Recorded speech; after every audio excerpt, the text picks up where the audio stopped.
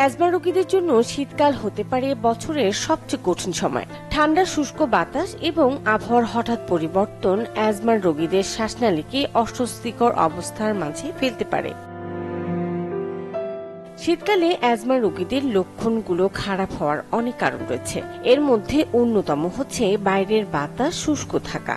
আমাদের ফুসফুসের বায়ুপথ তরল স্তর দ্বারা সুরক্ষিত থাকে, যা ঠান্ডা বাতাসের সংস্পর্শে এসে ঘনীভূত শ্বাসযন্ত্রের সংক্রমণ হওয়ার সম্ভাবনা বাড়িয়ে দেয়।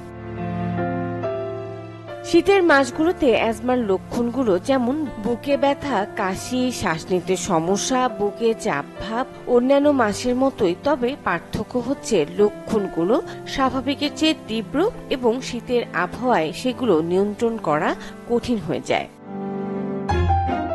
অ্যাজমার লক্ষণগুলোকে প্রভাবিত করে এমন প্রভাবকগুলো এড়িয়ে চলার চেষ্টা করুন, যেমন ধুলোবালি এড়িয়ে চলুন, পুরো ঘর পরিষ্কার রাখুন এবং শোবার ঘরে পোষা প্রাণী রাখবেন না।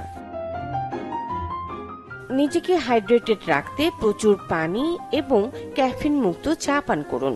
শ্বাসযন্ত্রের রোগ প্রতিরোধে 2 হাত নিয়মিত সাবান এবং পানি দিয়ে ধোয়া জরুরি। বাইরে বের হলে গরম পোশাক পরুন। বাইরে যাবার সময় ইনহেলার সঙ্গে রাখুন সব সময়। ধূমপায়ীদের বা ধূমপানের ধোঁয়ার সংস্পর্শে না থাকার চেষ্টা করুন। বাইরে যাবার সময় অবশ্যই মাস্ক ব্যবহার করুন। সর্বোপরি অ্যাজমা নিয়ন্ত্রণে প্রতিদিনের অ্যাজমার ওষুধ সঠিকভাবে নির্দেশিত নিয়মে খেতে হবে। মুনিয়া মুশতারি, চ্যানেল 24।